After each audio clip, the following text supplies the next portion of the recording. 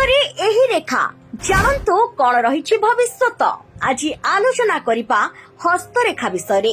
ଆପଣ ଜାଣିଛନ୍ତି ହସ୍ତରେଖା କାହା ଭାଗ୍ୟରେ କଣ ଅଛି ତାହା ସୂଚାଇଥାଏ। ହସ୍ତରେ ଅନେକ ରେଖା ଅଛି, ଯେଉଁ ରେଖା ଭିତରେ ଯଦି ଗୋଟିଏ ଏମ୍ ରେଖା ହାତରେ ଅଛି, ଏମିତି ଆପଣଙ୍କର 3 ରେଖା ମିଶି ଇଂରାଜୀ ଅକ୍ଷର ଏମ୍ ସୃଷ୍ଟି ହେଉଛି। ଆପଣ ଜାଣିବେ ଆପଣଙ୍କର ଭବିଷ୍ୟତ କଣ ରହିଛି ଓ ଏମ୍ ରେଖା ଲୋକଙ୍କର ଚରିତ୍ର କିଭଳି। ଯେମିତି ଝିଅମାନଙ୍କ ହାତ ଦେଖି ବିବାହ କେବେ ହେବ, ପୁଅ ହେବ ନା ଝିଅ ହେବ, ହାତ ଦେଖି କୁହନ୍ତି ଚାକିରି ମିଳିବ କି ନାହିଁ, ସେହିପରି ଏମ୍ ରେଖା ଥିବା ବ୍ୟକ୍ତିଙ୍କର କଣ ରହିଛି ଲକ୍ଷଣ।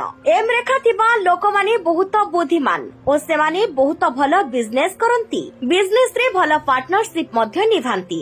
ମନର କଥାକୁ ସେମାନେ ଆପଣଙ୍କର ଧରି ପକାନ୍ତି। ଆପଣ କେବେ ବି କୌଣସି କାର୍ଯ୍ୟ ତାଙ୍କୁ ଲୁଚେଇକି କରିପାରିବେ ନାହିଁ। ଯେଉଁମାନଙ୍କର ହାତରେ ଏମ୍ ରେଖା ଥାଏ ତାଙ୍କର ବୈବାହିକ ଜୀବନ ଖୁବ ଖୁସିରେ କଟିଥାଏ। ସେମାନଙ୍କର ବିଶାଳ ଧୈର୍ଯ୍ୟ ଶକ୍ତି ରହିଥାଏ।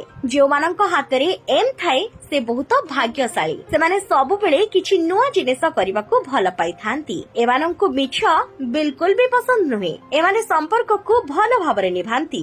ଯେଉଁମାନଙ୍କ ହାତରେ ଏମ୍ ରେଖା ଥାଏ ସେମାନେ ବହୁତ ସ୍ପଷ୍ଟବାଦୀ। ଏମାନେ ଯେଉଁ କାର୍ଯ୍ୟରେ ହାତ ଦିଅନ୍ତି ତାକୁ ବହୁତ ସଫଳତାର ସହିତ କରନ୍ତି। ଯଦି କାହା ଡାହାଣ ହାତରେ ଏମ୍ ଚିହ୍ନ ଥାଏ ସେମାନଙ୍କର ତ ଅତିଶୟ ଶୁଭ ହୋଇଥାଏ। ହାତରେ ଏମ୍ ଥିବା ଲୋକମାନେ ବହୁତ ଆଧ୍ୟାତ୍ମିକବାଦୀ ହୋଇଥାନ୍ତି।